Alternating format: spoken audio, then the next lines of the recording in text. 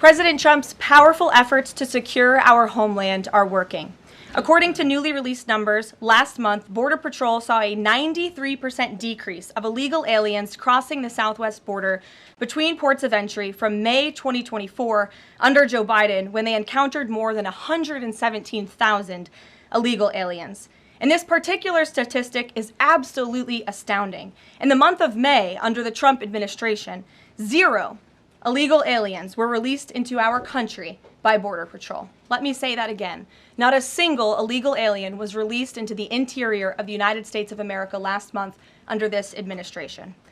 Let's contrast that to Joe Biden's failed leadership, where immigration officers were wasting their finite time and resources processing dangerous illegal aliens for release into the United States.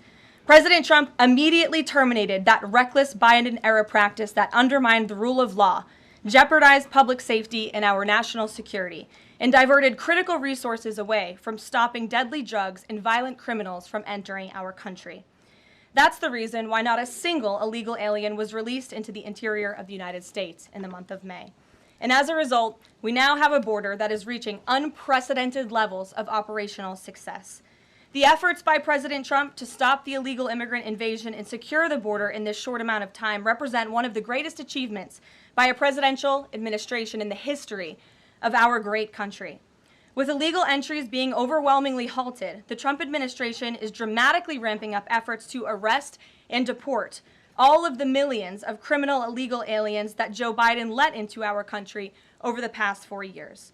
President Trump has directed all of our ICE officers to do everything in their power to carry out the single largest mass deportation operation in history. Illegal criminals who are hiding in America's largest so-called sanctuary cities will be increasingly targeted for removal.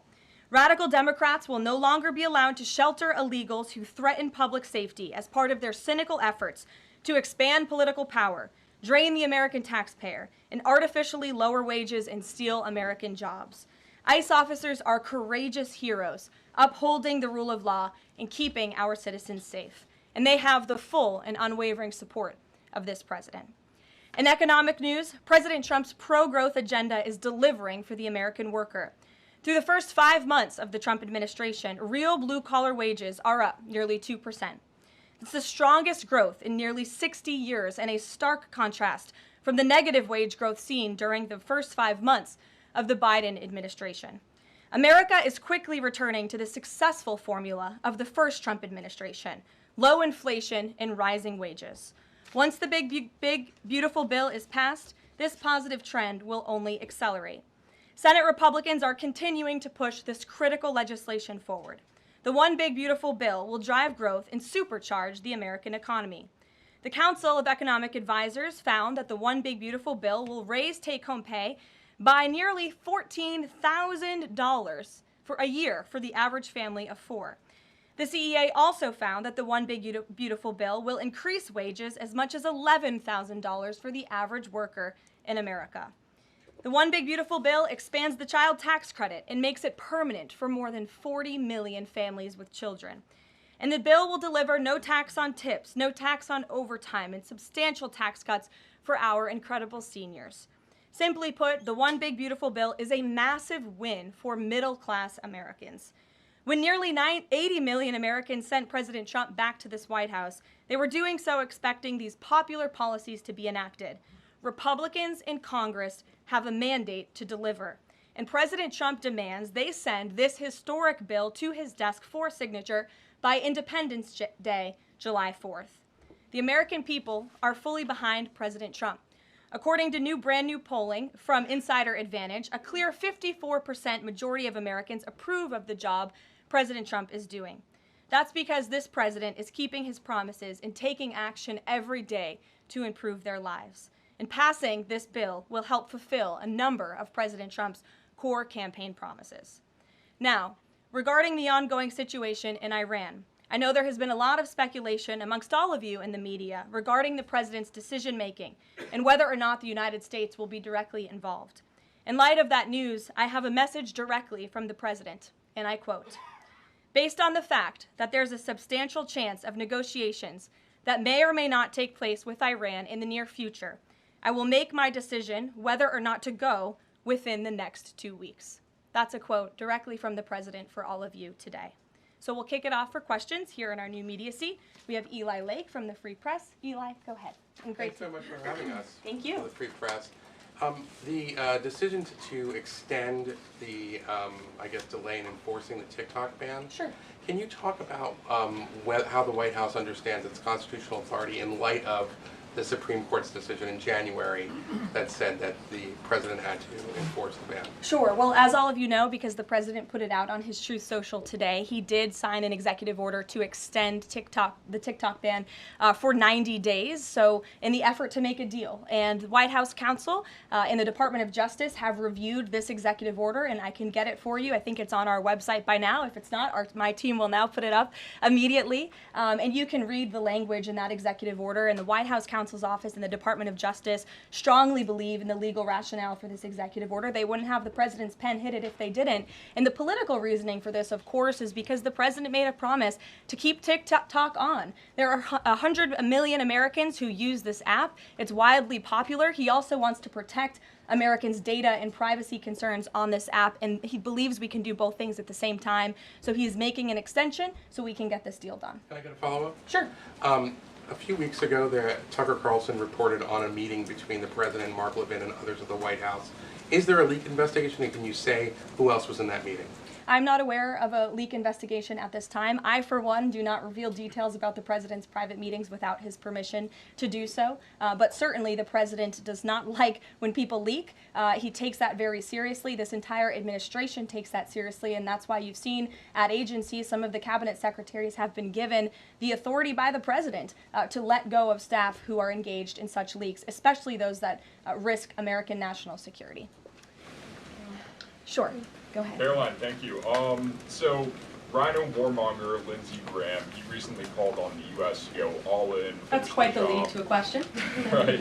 What's your message to everyday Trump supporters? Not the Tucker Carlsons or other big names, but everyday Trump supporters, grassroots who voted for President Trump to stop the wars, rejected this in the primary, going into another war with voting against Nikki Haley, and they want to see non-U.S. involvement in this war. What's your message? Trust in President Trump. President Trump has incredible instincts, and President Trump kept America and the world safe in his first term as president in implementing a peace through strength foreign policy agenda. And with respect to Iran, nobody should be surprised by the president's position that Iran absolutely cannot obtain a nuclear weapon. He's been unequivocally clear about this for decades, not just as president, not just as a presidential candidate, but also as a private citizen. In fact, I have some quotes for you. In 2011, President Trump said, "America's primary goal with Iran must be to destroy its nuclear ambitions. We cannot allow this radical regime to acquire a nuclear weapon that they will either use or hand off to terrorists." In 2015, the president said, "The problem is that Iran poses an existential threat to Israel, our Middle Eastern allies, and the United States." And of course, the president has repeated that in his first term as president and his second term as president as well. That's why he was adamantly opposed to the disastrous Iranian nuclear agreement that was implemented by President Obama. And it's why he has given great latitude and given a lot of effort to achieving a diplomatic solution. But he's been very clear. Iran went for 60 days when he gave them that 60-day warning without coming to the table. On day 61, Israel took action against Iran. And as I just told you from the president directly, he will make a decision within 2 weeks. A follow-up? Sure. Go ahead, Natalie. Thanks, Karoline. Can you confirm whether Steve Witkoff has been in touch with the Iranian foreign minister, and does Witkoff plan to go to Geneva tomorrow for talks? I am not tracking that on Mr. Witkoff's travel schedule, but I can certainly check in with him to be sure. As for correspondence between the United States and the Iranians, I can confirm that correspondence has continued. As you know, we were engaged with 6 rounds of negotiations with them in both indirect and direct ways. Thanks, Kelly. Just to clarify the president's statement just now, when he says that he'll make a decision in the next 2 weeks, is he saying that if Iran does not come back to the negotiating table within the next 2 weeks, that the president will strike? The president is saying that he will make a decision whether or not to go within the next 2 weeks. It's very clear and direct. And is he seeing any signs of progress? He obviously is holding out hope for negotiations, but is he seeing any inklings of progress that give him that hope that talks are still possible? Well, that's why he said in the statement that I just read for all of you, based on the fact that there's a substantial chance of negotiations that may or may not take place with Iran in the near future, he will make that decision within the next 2 weeks. What makes him think there's still a substantial chance, is my question. I'm not going to get into the reasoning and the rationale the president believes that, but that's his position, and he will make a decision within the next 2 weeks. Karoline. Sure. Thanks, Karoline. President Trump has said previously in regard to Russia, he's used this phrase about 2 weeks several times in terms of like, we expect like a 2-week deadline and then you give another 2-week deadline. How can we be sure that he's going to stick to this one on making a decision on Iran? Well, in those deadlines, as you've seen in respect to Russia, Ukraine, might I add, these are two very different, complicated global conflicts, as you know, that the president inherited from our previous incompetent president in the weakness of the previous administration. And the president has spent a tremendous amount of time and effort cleaning up these crises that were caused by the last administration's just complete dereliction of duty on the world stage and American weakness. Now we have American strength again. With respect to Russia and Ukraine, because of that American strength, and the president's leadership, we have seen these two sides engage in direct negotiations. And the last time the president said 2 weeks, you saw Russia and Ukraine have direct negotiations for the first time in years. And so the president is always interested in a diplomatic solution to the problems and the global conflicts in this world. Again, he is a peacemaker in chief. He is the peace through strength president. And so if there's a chance for diplomacy, the president's always going to grab it. But he's not afraid to use strength as well, I will add. Francesca.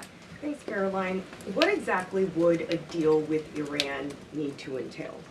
No enrichment of a uranium, and it would absolutely not, Iran is not absolutely not able to achieve a nuclear weapon. The president has been very clear about that. And by the way, the deal that Special Envoy Witkoff proposed to the Iranians was both realistic and acceptable within its terms. And that's why the president is sent that deal to them. To follow up on what you told Natalie, are the talks that the United States is currently having with Iran direct, or are those through intermediaries? And if so, which countries are acting as the intermediary right now? Out of respect for the ongoing discussions and negotiations, I am not going to get into the details of them. We've provided you confirmation for now. Go ahead. Sure, and then behind you too. Oh, Go ahead. so thanks. Sorry, on the topic of negotiations and talks, does the President have any hopes or specific expectations for the talks tomorrow between European foreign secretaries and their Iranian counterpart? Well, certainly the entire world is on the president's side when it comes to the fact that Iran cannot obtain a nuclear weapon. This is something that pretty much all of humanity, except for the Iranian terrorist regime themselves, agree upon. And so the president expects that Europe will deliver that message directly to the Iranians. Why does President Trump believe that this 90-day extension on TikTok will provide more runway perhaps than the previous extensions that haven't led to a divestment deal? Because it's more time to make a good deal. Simple question. Dasha? Thank you so much. I know things are going day by day right now. The president wants maximum optionality. Is the possibility of the U.S. getting involved in regime change in Iran at all on the table at this point? And then I have one on Medicaid as well. Sure. The president's top priority right now is ensuring that Iran cannot obtain a nuclear weapon and providing peace and stability in the Middle East. On Medicaid, Caroline, Sure. the Senate put forward Medicaid provisions, particularly a lower cap on state provider taxes that hospitals have said would lead to mass closures, particularly in rural communities. Is the president willing to sign a bill that includes those provisions that Republican senators like Josh Hawley say will lead to hospital closures? Out of respect for the ongoing discussions that the White House is very much actively involved in with our friends in the United States Senate, I won't comment on that specific provision. Look, the bill hasn't been sent to the president's desk yet. There's more room for change. The president, for one, I will reiterate, has been very clear on his priorities with respect to Medicaid. He wants to see waste, fraud, and abuse ridden from the system to protect it for tax-paying citizens who deserve those much-needed benefits. He wants to prioritize the sick, the needy, the poor in this country who deserve those benefits, not the 1.4 million illegal aliens who are receiving them. And he wants to make sure this one big beautiful bill kicks those illegal aliens off of this program to preserve it and protect it and strengthen it for the American people. And the president has been very clear in that message to his friends in the Senate. Jackie. Thank you, Caroline. Sure. logistically, if the Iranians are getting to Geneva, does that mean they've found a way to get to the White House? I am not going to get into hypotheticals, but as you heard from the president yesterday, they have expressed interest in doing so. There's a lot of Philip. pressure on the president to come to the aid of Israel. There's a lot of pressure on him to finish the job with force. How is he balancing the concern that if he doesn't choose to do that, that it would send a message to Xi Jinping about the U.S. commitment to Taiwan? Well, the president enjoys a very respectful and cordial relationship with China's president. He has long maintained that, even in his first term. And China and the United States share many strategic interests, both in terms of economics and also, of course, global affairs and foreign policy as well. However, when it comes to balancing these different viewpoints, the president is balancing a lot of viewpoints, and he is listening not just to other world leaders, but to his advisors and to people here in the country and the American people too. And I think that's what makes this president such a great leader, is his ability to listen and make a good decision on behalf of the American public based on his instincts and his experience. Don't forget, this is a president who was here before, and the world was a much more peaceful and stable place when he left office than when he came back in after the past 4 years of complete incompetence by the previous president. Philip, go ahead. Thank you, Caroline. Two quick questions. When the president says Iran is very close to a nuclear weapon, is he relying on U.S. intelligence or intelligence sharing from an ally to make that assessment? It is a fact, and the United States government maintains this fact, that Iran has never been closer to obtaining a nuclear weapon. And then if the U.S. were to take some type of military action, would the president go to Congress to seek war authority? I'm not going to engage in hypotheticals. I gave you the statement from the president. He'll make a decision within 2 weeks. Thank you, Caroline. Sure. Go ahead. Thanks, Caroline. Mary and then Elizabeth. Two questions, one on Iran and then the second on something Jasmine Crockett said this morning. So given that we know the Iranian government did order an operative to assassinate the president, is there concern that Iran might respond with non-traditional military ways to some kind of strike on Iran, such as another assassination attempt? And has the Department of Justice looked into this last attempt on the president's life? I believe Secret Service and the FBI have looked into the 2 assassination attempts that took place against the president, both of which were sad days in our nation's history. So I would defer you to the Department of Justice on where those investigations stand. But as for your question regarding Iranian retaliation, I'm not going to engage in hypotheticals again, but I can assure the American public and the world that this administration is prepared and ready to defend American interests and assets, not just in the region, but here on our homeland as well. Thank you. And then really quick on Jasmine Crockett, she said, I believe, that Trump supporters are mentally ill before calling for bipartisan support against the president. Can you respond to that, especially considering she's a rising star in the Democrat Party right now? She is a rising star. It's quite something to behold, actually. I hope that she continues to be a rising star for the Republican Party, at least. I think it's incredibly derogatory to accuse nearly 80 million Americans of mental illness. The last time I checked, Jasmine Crockett couldn't dream of winning such a majority of the public as President Trump did. And the America First movement, which President Trump has built, is filled of hardworking patriots, the forgotten men and women, business owners, law enforcement officers, nurses and teachers, and middle America, as we all know, from where you all grew up, outside of this beltway. That's who makes up this president's movement. And Jasmine Crockett should go to a Trump rally sometime and she can see it for herself.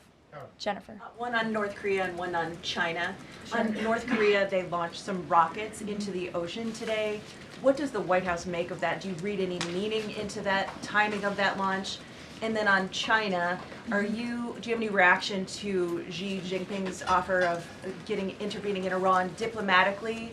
And are you seeing any signs that China would get involved militarily to support Iran? I don't believe we're seeing any signs of that at this moment in time. As for Xi Jinping's offer, I will leave it to the president to respond to that himself. As for your question about North Korea, we are monitoring the situation. The Trump administration is in close contact with our new South Korean counterparts as we work together to deter our adversaries and preserve a free and open Indo-Pacific. And no matter where, our adversaries and our allies alike know that President Trump will not tolerate threats against our interests on his watch, even as he works to resolve the wars that he inherited.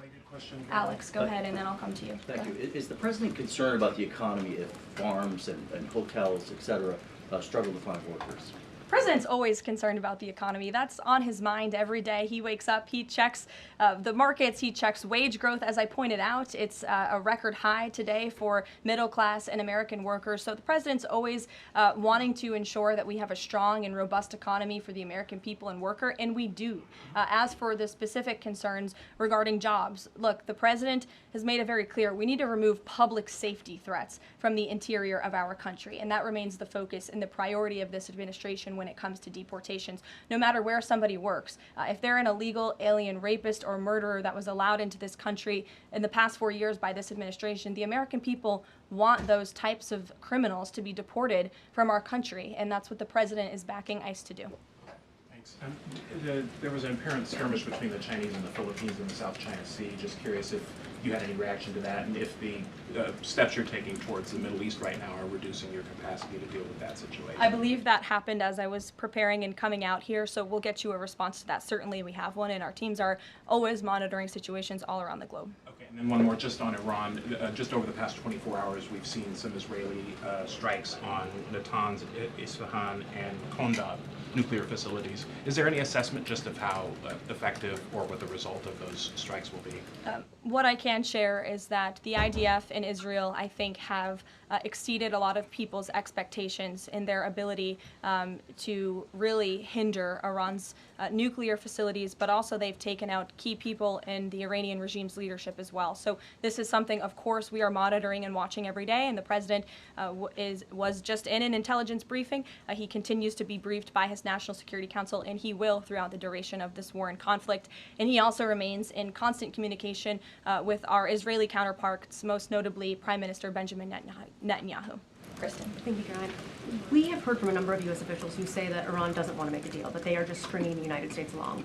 What is to say that they are not going to continue to do so if we continue to give them extensions, now 2 weeks before 60 days? Look, Iran is in a very weak and vulnerable position because of the strikes and the attacks from Israel. And with respect to the president's statement, I shared that with all of you. And he has been very direct and clear. Iran can and should make a deal. We sent a deal to them that was practical, that was realistic, or they will face grave consequences. Why is Steve Witkoff not participating in the talks this week?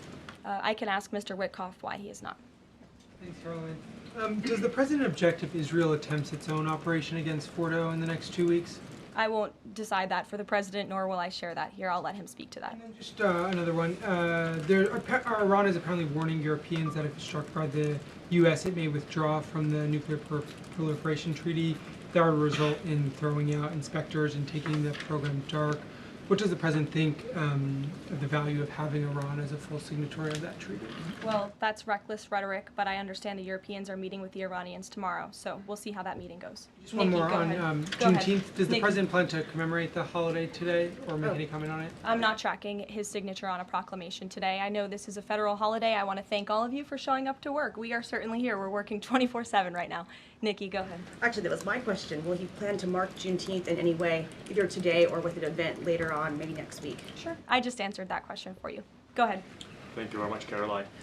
The fact that this president is giving some time and space for diplomacy, another 2 weeks, does it mean that the president is trying his best to avoid a direct conflict with Iran? I think the president has made it clear he always wants to pursue diplomacy, but believe me, the president is unafraid to use strength if necessary. And Iran and the entire world should know that the United States military is the strongest and most lethal fighting force in the world, and we have capabilities that no other country on this planet possesses. Owen. Caroline, good afternoon. The Supreme Court, as you know, has upheld Tennessee's ban on transgender medical procedures for minors, puberty blockers, hormone therapy, etc. The White House reaction to that, please. That's a huge victory for America's children, and it's obviously something this administration believes strongly in, that young minor children should not be allowed to be subjected to chemical castration and mutilation. The president himself has taken very strong orders, or has signed very strong executive orders on this, and we are grateful for Tennessee's efforts to protect our children, and we are grateful the Supreme Court ruled on the side of the law, but also on the side of protecting America's innocent children. Elizabeth, go ahead. Sorry, I skipped you earlier. Okay, thank you so much. Secretary of State Marco Rubio announced new vetting procedures on student visas. Will this serve as a model for vetting other foreign visas? For all foreign visas, yes. As you know, the president signed an executive order, I think it was one of the first he signed in the first week, to strengthen our vetting requirements and our vetting system here in the United States for all visas. He directed the Secretary of State to do that. There was a pause in some of that vetting, as you all know, recently, especially with respect to students from some certain countries. But the vetting has continued, and it's stronger than ever before. As for specifics on how the vetting process has changed, I would defer you to the Department of State. As you know, they're in charge of things like that. Thank you. To what extent is this 2-week delay with Iran the result of interventions by the likes of Tucker Carlson, Marjorie Taylor Greene, or the entreaties of European leaders who want a de-escalation? Look, the president hears all voices across the country, and he makes decisions based on his instincts. And he has always said diplomacy is his first option. And is he still planning to attend the NATO summit next week? He is, yes. We will be departing from Washington on Monday morning, and hopefully we'll see some of you there. Kayla. Thanks, Caroline. Oil prices have been spiking over the last week. Is the president watching the oil market, and is that factoring into his decision-making in the Middle East? Again, as I said to, I think, Alex's question previously, the president is always watching, and this administration is doing more than any in history to bring oil prices and gas prices here at home down for the American public. They have been plummeting since President Trump's inauguration because of the executive action and the federal action this administration has taken on the home front. But yes, of course, he's paying attention and monitoring that. But as for whether it's weighing into his decision, there's a number of factors that, of course, are, and as I said, he will make that decision in the next 2 weeks. Can't reiterate that enough. Ouija. Caroline, thank you. With regard to a potential deal, Iran has said it will not negotiate under duress. Does the president believe there should be a ceasefire in these next 2 weeks as the U.S. tries to broker a deal? That's not what he said in the statement he dictated to me, so I won't get ahead of the president or add anything additional to the statement that he gave me the liberty to share with all of you. And then just to follow up on how close Iran is to a nuclear weapon, can you clarify when the president said a few weeks away, did he mean obtaining enough enriched uranium to start building a weapon, or did he mean Iran is a few weeks away from completing the production of a weapon? I'm glad you asked that, Ouija. It's an important question, and it's one, frankly, the media has been getting wrong. Let's be very clear. Iran has all that it needs to achieve a nuclear weapon. All they need is a decision from the supreme leader to do that, and it would take a couple of weeks to complete the production of that weapon, which would, of course, pose an existential threat not just to Israel, but to the United States and to the entire world. And that is something that the entire world, including countries like Russia, is in agreement with, that Iran should not and cannot obtain a nuclear weapon. And that's why the president believes that, and he's believed that, again, not just his political career, but frankly, his entire life. So it Michael. sounds like it's the former, just to be clear. that Correct. They have the components. Okay, Correct. thank you. Michael. Caroline, as we look forward to the NATO summit next week, Spain right now is threatening not to oblige the president's request for all NATO countries to spend at least 5% of their GDP. Does the president take issue with this, with Spain right now? I didn't see Spain's comments. I'll make sure the president sees them, and I can assure you he wants to see all European countries pay their fair share and meet that 5% threshold. It's only fair considering the American taxpayers have given a significant chunk of money to the tune of billions of dollars to support our mutual interests and our assured defense. So I will let him speak to that, but he's made his priorities for our European allies quite clear, including Spain. Caroline, one last question. When it comes to the president's position on foreign policy in general, is there a phrase that the White House has coined? Is there a Trump doctrine? Does the president like to talk about this? Anyone here in the White